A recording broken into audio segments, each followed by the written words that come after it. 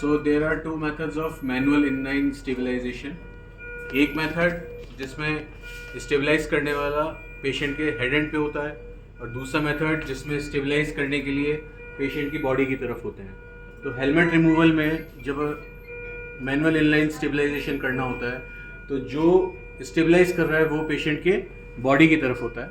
और यूजुअली यदि किसी प्रोसीजर के लिए मैनुअल इनलाइन स्टेबलाइजेशन करना है तो उसमें पेशेंट के हेड एंड पे रहना पड़ता है.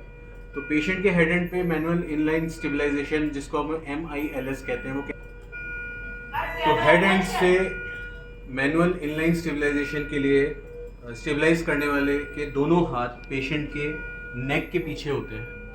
जो पेशेंट के गर्दन को सपोर्ट करते हैं उसकी उंगलियां पेशेंट के शोल्डर के पीछे और थंब क्लेविकल के ऊपर होता है. और सपोर्ट करने वाले के दोनों फोर आर्म पेशेंट के गर्दन को और सर को साइड से सपोर्ट करते हैं.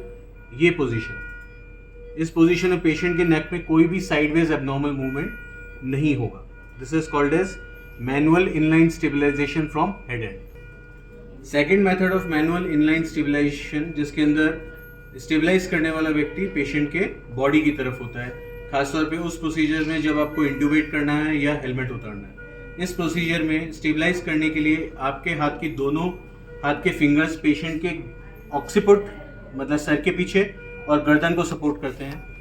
थंब मैंडिबल को सपोर्ट करता है और हथेलियां पेशेंट के शोल्डर पे रेस्ट करती हैं ताकि सर, मैंडिबल और गर्दन ये तीनों एक लाइन में बनी रहें और हेलमेट रिमूवल करने वाला व्यक्ति या इंट्यूबेट करने वाला व्यक्ति आराम से प्रोसीजर कर सके और किसी भी तरह का एबनॉर्मल मूवमेंट गर्दन में, नेक, स्पाइन में नहीं हो.